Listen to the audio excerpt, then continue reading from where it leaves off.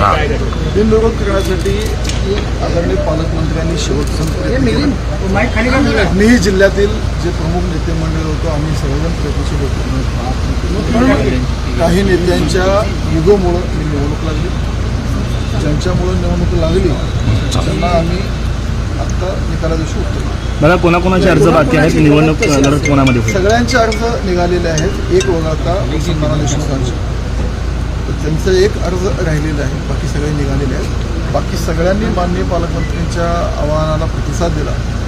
सगळ्यांनी बैठक करून एकमताने निर्णय करण्यात आला. कारण सगळ्यांना मान्य आहे की या सोलापूर जिल्ह्यामध्ये विधान परिषदेच्या निवडणुकीत मतांची बेरीज आहे.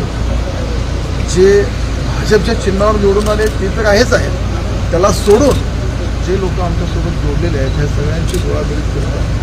ही निवडणूक लढवण्यासाठी नव्हतीच, पण केवळ निगोनमुळं ही निवडणूक लढली गेली. तर सगळ्या नेत्यांनी ज्या नेत्यांनी पालकमंत्र्यांच्या आमच्या विनंतीला मान करून फॉर्म काढून घेतले आम्ही त्या सगळ्यांचे आभारी आहोत. ज्यांनी ठेवलं त्यांच्याकडून निवडून.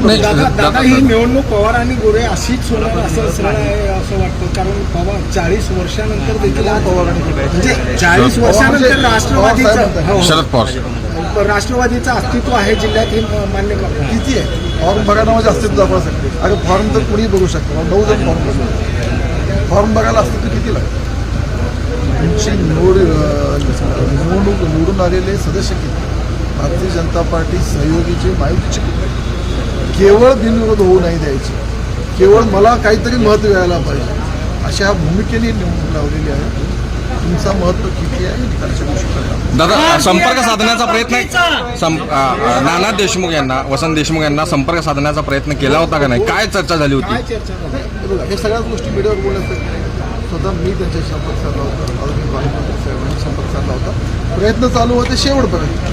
प्रयत्नाला यश नाही. म्हणजे देशमुख आणि राऊत हे सरळ देशमुखांना राऊत दोघंच राहिले ना त्यामुळे तुम्ही सगळं लढत राहून लागलं. ओके दादा.